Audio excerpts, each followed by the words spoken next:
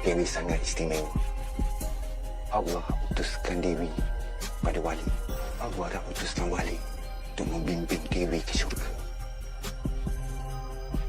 Dewi sayangkan wali kan?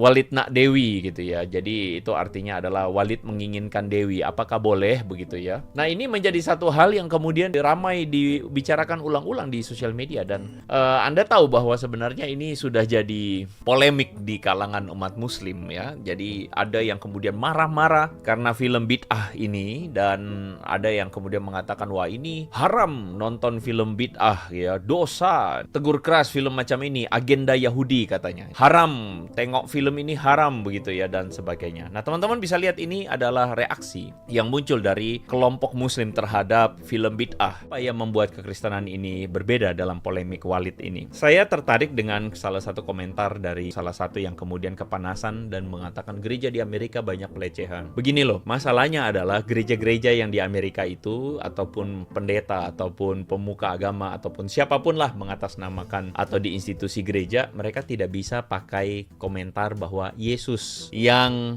menjadi panutan untuk melakukan ya hal yang buruk itu. Yesus menjadi panutan untuk menikahi anak di bawah umur, tidak bisa. Yesus menjadi panutan untuk menikahi banyak wanita, tidak bisa. Yang membuat Kristen berbeda di dalam polemik Walid ini adalah Yesus tidak punya cacat moral di dalam seluruh hidupnya. Dia tidak punya permasalahan moral, dia tidak punya keteladanan yang buruk. Dia memberikan keteladanan yang sangat baik ketika dia memperlakukan perempuan dengan hormat. Dia tidak mendiskriminasi perempuan pada zamannya. Dia adalah seorang yang kemudian menghargai perempuan. Dia adalah seorang yang menghargai kaum yang dianggap sebagai kaum minoritas ini pada zamannya. Dan dia adalah seorang yang kemudian tidak melakukan tindakan yang senonoh, yang buruk, tidak melakukan tindakan yang kemudian bisa dicap cacat moral sama sekali. Dan itulah yang kemudian membedakan kekristenan dengan yang lain. Kalau Anda berkata, itu kenapa ada pemuka agama, orang gereja atau institusi Kristen melakukan itu? Ya karena mereka berdosa. Udah gitu aja. Mereka berdosa dan ajaran Kristen tidak pernah membenarkan itu. Itu salah, totally wrong. Dan kemudian Anda mencari, adakah di antara mereka mengatakan, oh ini Tuhan Yesus yang nyuruh? Nggak bisa, kagak bisa. Kenapa? Karena sudah keteladanan Yesus sudah sempurna. Ya, dan tidak pernah dia melakukan hal yang buruk seperti itu. Jadi no, you cannot.